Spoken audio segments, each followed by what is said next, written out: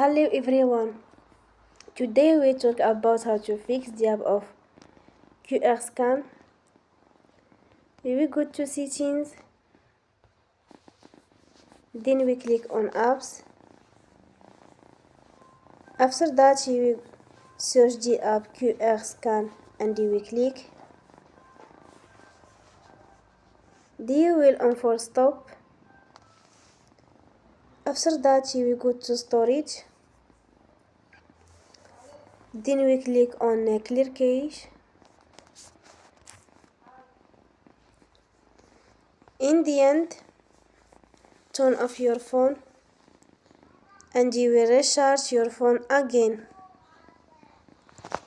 Don't forget to support us by like and subscribe. See you next time and thank you for watching.